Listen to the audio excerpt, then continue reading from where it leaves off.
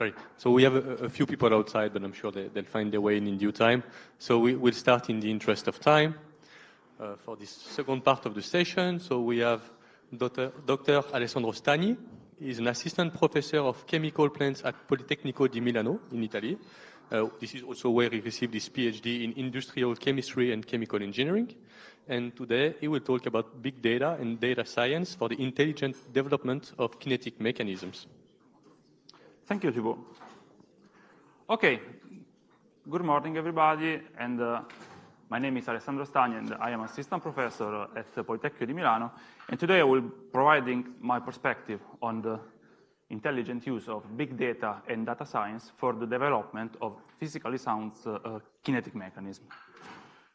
So basically, after the introduction about motivations behind this discussion, then I will present two macro areas, let's say. First of all, first one dedicated on the use of data, big data, large amounts of data for the development of kinetics. And the second part devoted to the use of intelligent techniques for conveying detailed chemistry information to reduce kinetics. So, as you can see, as you can imagine, combustion kinetics is the result of the mutual interaction between experiments, kinetic models, and theory. All of them, all of the three in the latest decades have observed a huge acceleration due to technology innovations. And for the experiment point of view, we have seen a growing number of experiments, increasing in number and in accuracy too. Mass spectrometry, microscopy, fluorescent and incandescent spectroscopy, or high repetition rate imaging diagnostic, just to name a few.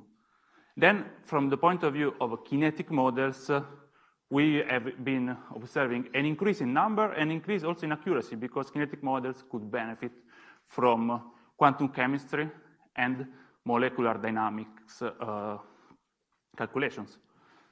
Also, we must consider that still within kinetic model development, we had an increase of techniques in the automatic generation of kinetic models, also mechanism reduction and rate rules based on reaction classes for the extension of kinetic mechanism to larger species. Well, all of the three have increased, but this is good for sure, but we need some coordination to bring them together towards a common target. So we need some common brain, some common intelligence to proceed in our path. So we have been observing a huge increase in the number of experiments during the years. This is a slide I did during the end of my PhD in 2016, where I tried to collect the number of experiments for the smallest chemical species, hydrogen, methane, ethylene, and so on. And this is clearly an underestimation. And as you can see, only for hydrogen, which is the smallest fuel, I counted almost 200 experiments between laminar flames, speciation in jet and flow reactors, or ignition delay times. The same applies, for example, also for methane, ethylene, a similar number, smaller number for larger species, as can be expected, but still significant. On the other side, for kinetic models, we've been observing an increase in the number of models. So for the smallest species, hydrogen, I counted up to 20 models. But also for larger species like heptane, isooctane, we can count up to 5 to 6 models, which is significant. So the question will be, which is good? Which model is good? What's the performance of each kinetic model? And as you can imagine, it's challenging to validate a kinetic model of a given species if after an update we have to compare with 200 experimental data sets. But when we start modeling combustion, we have an advantage at the same time a drawback, because combustion is a hierarchic process. So we go from larger species to smaller species, and this always occurs. This is an advantage because we can build up our mechanism in a modular way. And for example, when we build up the mechanism of heptane, we can benefit from what we already did on methane, because methane is always the same in both of the mechanisms. It is a disadvantage because when we have, because methane is always the same, so when we go modifying the mechanism of methane itself, we need to check what depends on methane. So all the larger species. And you can understand that all of these is really, really heavy. And so every time we modify something smaller, we have to check everything that happens at a higher hierarchical level. And this is a case study I like to show because it is really happened around 10 years ago for the case of nitrogen oxides. You know, the mechanism of nitrogen oxides depends on the C0, C3 mechanism, for example, for the prompt mechanism and so on. So every time we modify the C0, C3, we need to check what happens on NOx. And in 2012, I mean, our mechanism of NOx is dated, I think, around 2000, so 20-something years old. And in 2012, the performance was quite good. Then what happened? In January 2012, we had to do some modifications on the C0, C3 because we wanted to improve something on the smaller species. We did this update, and everything was going amazingly for the C0, C3, but then we went checking what happened to NOx, and this was the result.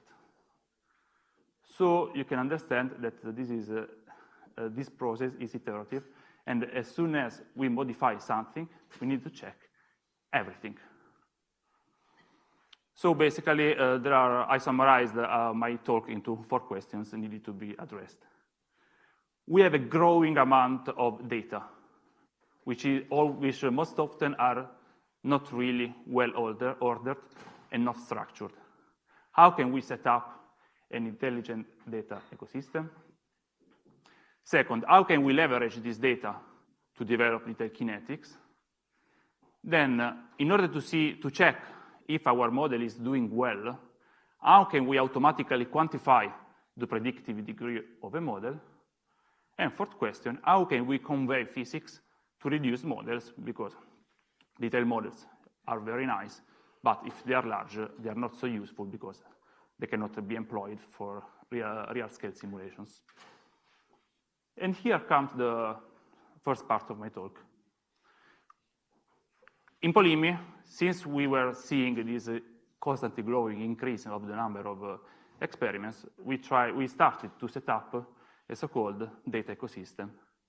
So this is a system including data, but not limited to data, because it needs to consider also the kinetic models used to simulate the data, the numerical solver to simulate the data, then the data themselves, and then it needs to provide some output for the simulation, some useful information to continue this process in an iterative way. And so we envisioned 3 major parts for our system. The first part is the simplest one, is a simulator. It takes from input the kinetic model, the numerical solver, and the data, setting up the conditions to do the simulations. The second one is the data management system, so including data, but data need to be structured. Data are sent to the simulator, and the output is sent to the analysis. And the third part is the intelligent part, let's say, because the results are post-processed, and then we need to get some useful information. And in a more detailed way, this is the structure of our data, our ecosystem. So the first part is the simplest one. We have a section dedicated to simulation, taking data from the experimental part, simulating with the models, and then finally obtaining the outputs. We also have some kinetic analysis tools, sensitivity analysis, rate of production analysis, just to get some useful information for further model improvement. The second part is the data management system. This is let's say, the control room of our system, since data need to be pre-processed, so the quality needs to be checked. The coverage needs to be checked because, in order to ensure that we are comprehensive.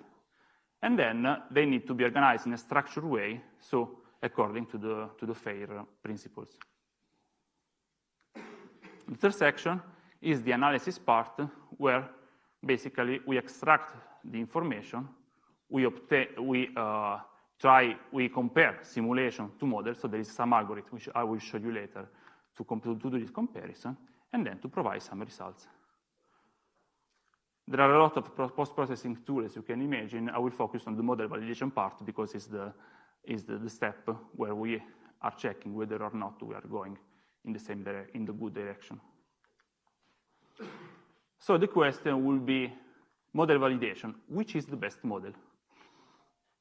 If you see here, somebody of you will say model 1, somebody else model 2. I guess nobody will say model 3. But how can we say it's automatically? Basically, we have to turn a subjective feeling into something objective. And this is not very, very straightforward. What is typically done in literature is doing some sum of squared error evaluation. So we have experiments, we have models, we calculate the deviation, the integral, and then we calculate the results. But then, as you can see here, something strange occurs, because the sum of square error in this case provides model 3 as the best one. While from the kineticist point of view, the subjective feeling I was talking before, we say that model 1 has a good activation energy but is delayed. Model 2 has a kind of wrong activation energy, while model 3 likely suffers from some post-processing error. And the same applies for this second case. So we have speciation in a flow reactor.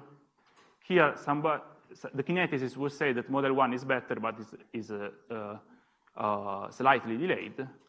While if you calculate the sum of squared errors, the result is that model 2 is better. So basically, you can understand that a single number is not enough to evaluate if a model is good, if a model is bad. In order to turn this subjective feeling into some objective evaluation, one number is not enough. We need to see this problem from a different point of view. And this is what brought us to the development of an eclectic strategy to evaluate the difference between experiments and model, which we called the curve matching. So basically, the first step consists in converting both experiment and models into functional data. In this way, we can, on the assumption that experimental data can be considered as noisy measurements of an underlying regular process, we convert everything into functions, and then we can do something with the functions. We use the splines to approximate the process, and we use a lambda value in order to perform smoothing, ensuring that smoothing is acceptable both on functions as well as on first derivatives. And then we developed this eclectic metric, so multifaceted metric based on the calculation of distance indices and similarity indices, performed on both the functions as well as the first derivatives. Okay? All of the four indices are constrained between 0 and 1, when 0 is worst and 1 is best. Why are we using 4 indices? Because different indices see different things. For example, I'm considering here 3 sample curves, where in the first case, the second one is the first one multiplied by a constant. In the second case, the test curve is the F curve with one constant summed up, and the third one is a combination of the two. And you can see that in the first case, the similarity indices are still in the best case, even after multiplication by a constant. In the second case, when summing up a constant, we can see that the indices on the first derivatives is expectable are in the best case, while in the combination case, we can see that only one of the 4 indices is still equal to 1. So by using different indices, we can understand what is changing between one set of functional data and the other one, experiments and models. This is not enough yet, because the difference between experimental models can also be due to horizontal shift. And this, for example, is also physically related if we consider the example of the flow reactor. So we can have a mixing effect at the entrance of the reactor, which can cause an early reaction. Okay? And usually, what does the kineticist do? Manually shifting the data. Can we rationalize this? Yes, we added a fifth index, so a shift index, resulting from the minimization of the 4 indices, the sum of the 4 indices that I showed before. Okay, so in this way, if we consider a test case with an assigned temperature shift, before the shift, we have these 4 values. After the shift, we can see that the 4 values are all approaching 1, with a shift index equal to 0.93. And so the final index of model performance is provided by the weighted average of all of the 5 indices. This is not enough yet, because experiments are uncertain. And as you can imagine, more accurate experiments count more than more uncertain experiments. How can we consider this in calculating our indices? And so we developed this technique based on the, let's say, generation of artificial data sets, considering the points as normally distributed, with mean as the experimental value, and uncertainty as the standard deviation. So we provide the generation of artificial data sets, and since these data sets are random, all the performance indices are averaged at the end, and we also have the confidence interval of these indices. And we call this technique as bootstrap. Of course, this technique, model validation, is a much more complex process. And what I showed you is only the central part. There is an initial part focused on data quality check and database coverage check. And while the last part is, let's say, curve matching 2.0, because we try to understand what we can get out of information from the indices that I showed you before. So this is a model analysis. This model analysis part, when via different tools applied in series, we try to understand where are our worst conditions, which are our worst conditions, and why do we have these worst conditions. Why this? Because then it's in the end of the kineticist which must improve the model. So we have statistical analysis, followed by pattern detection, and finally interval analysis to quantify these differences. I mean, for the sake of time, I will focus on the last part, but let's consider that via statistical analysis and pattern detection, we have found out which and where are the conditions with the worst performance of the model. So let's consider a sample experiment.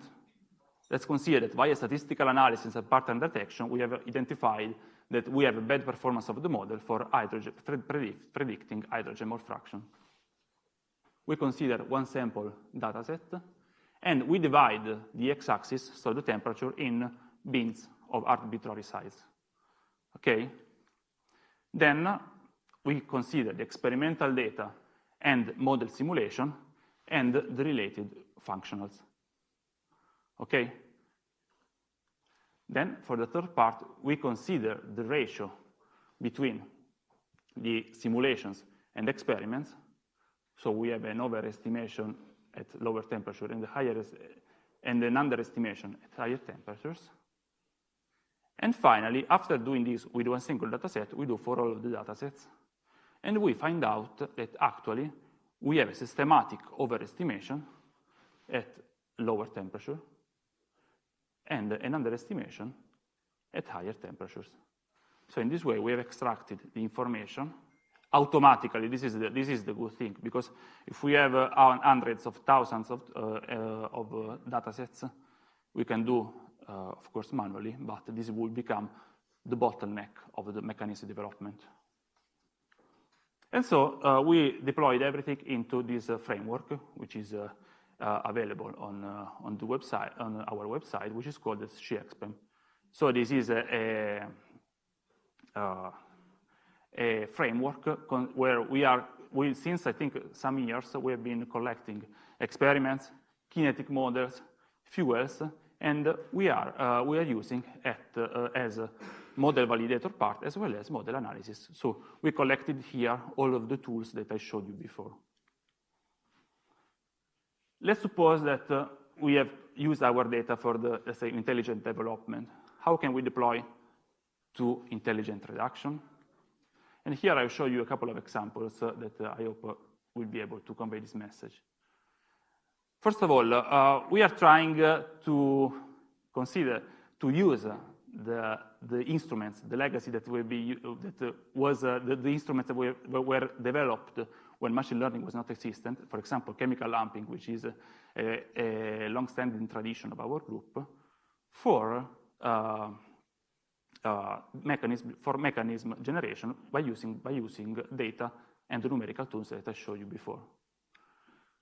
So if we consider chemical lumping in the form that we have, and we consider a target fuel like dimethoxymethane or OME1, as you prefer, we can reduce the mechanism, the sub-mechanism of DMM from 35 species to 9 species only by grouping the structural isomers.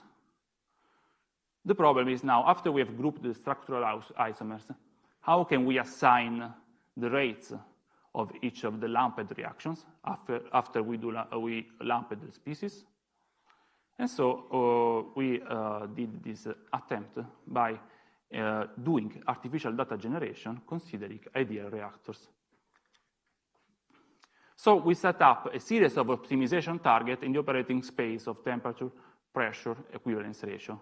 We consider basically speciation in terms of fuel and decomposition products in digestive reactor and flow reactor.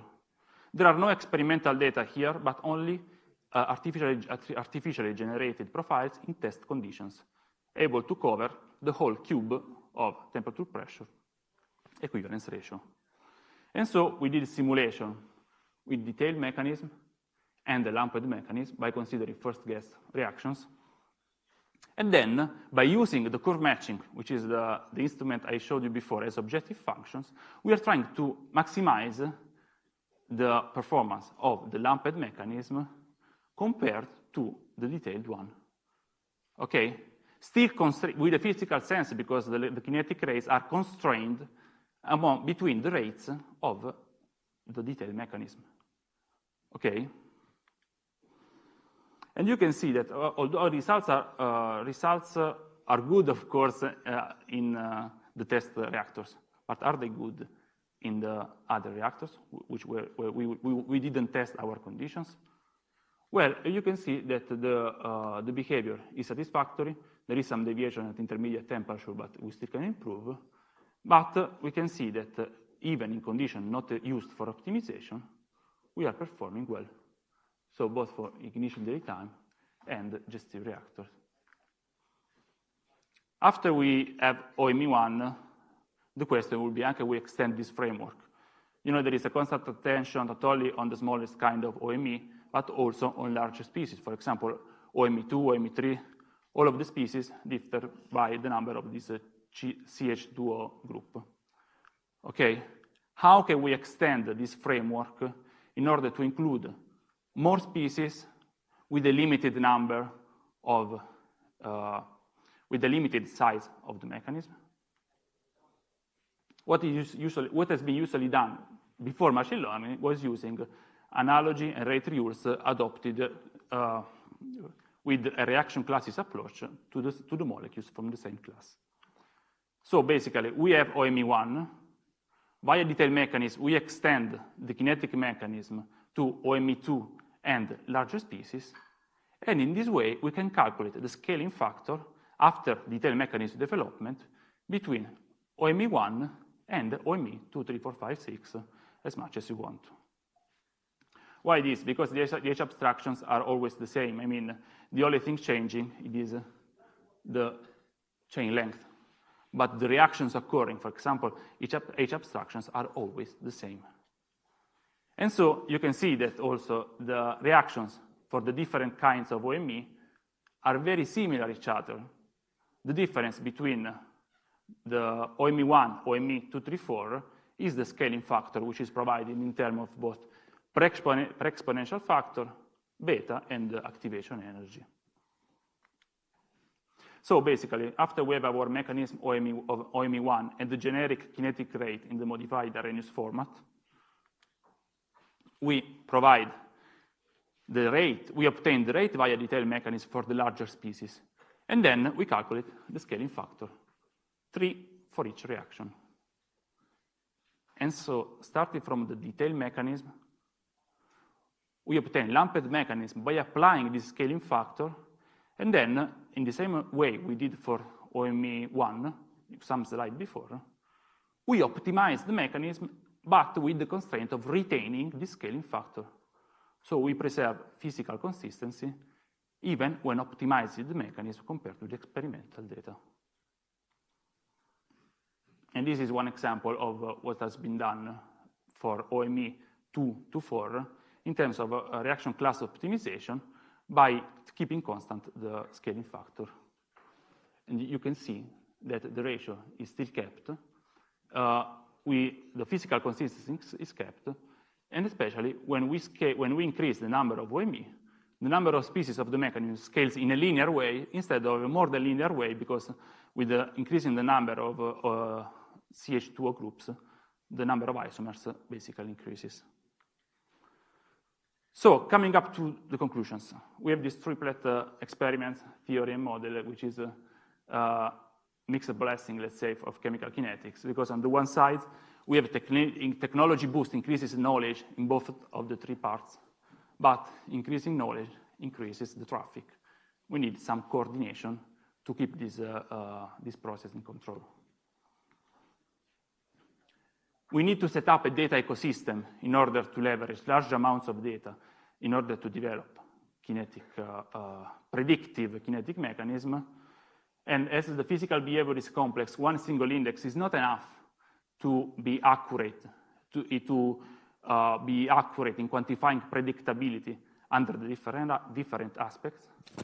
We need to consider experiments also as a function of their uncertainty. So their uncertainty needs to be accounted for the development of a kinetic model, and especially we can extract knowledge from data behavior with a circular process in order to further improve the mechanism. We can extract knowledge from data to reduce model dimensionality and then continue this process in an iterative way. What I do envision for the next future? For the next future, I foresee that this process can be further improved because we can further combine other techniques in order to reduce the mechanism to a skeletal or a less than skeletal size, but still retaining the physic meaning of the mechanism.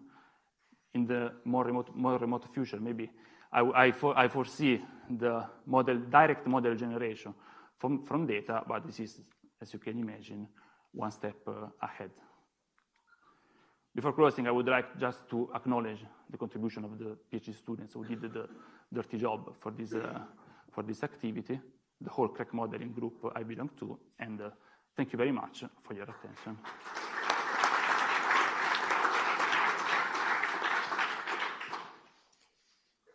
Right, do we have questions for Alessandro?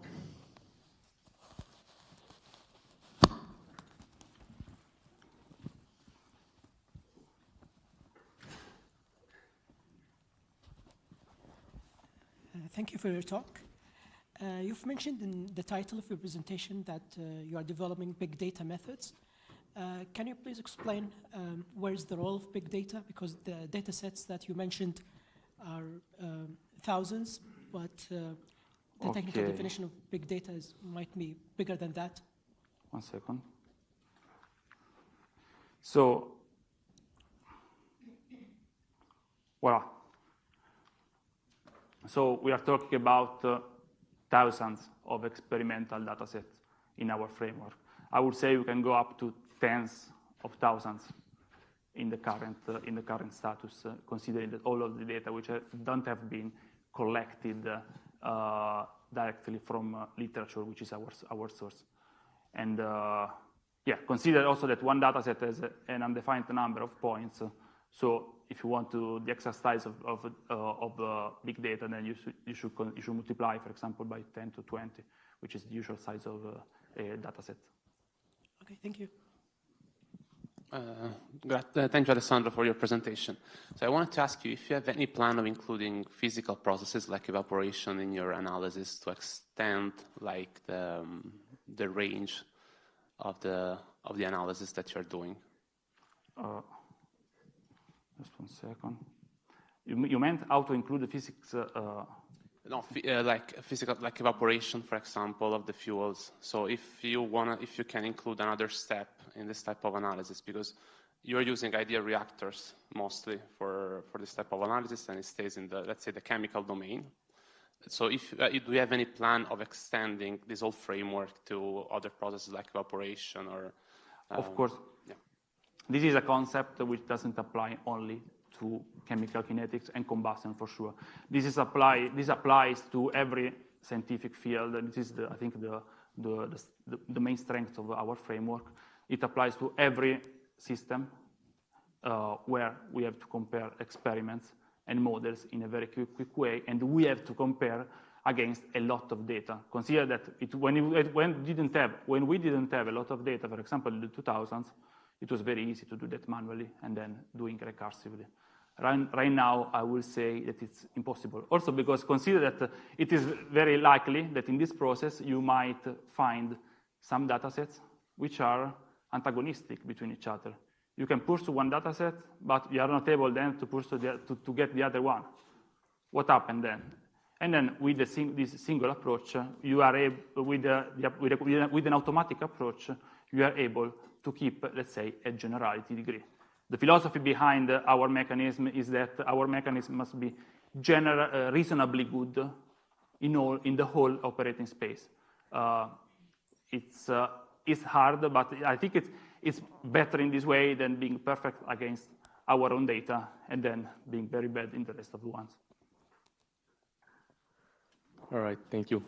Let's thank the speaker again.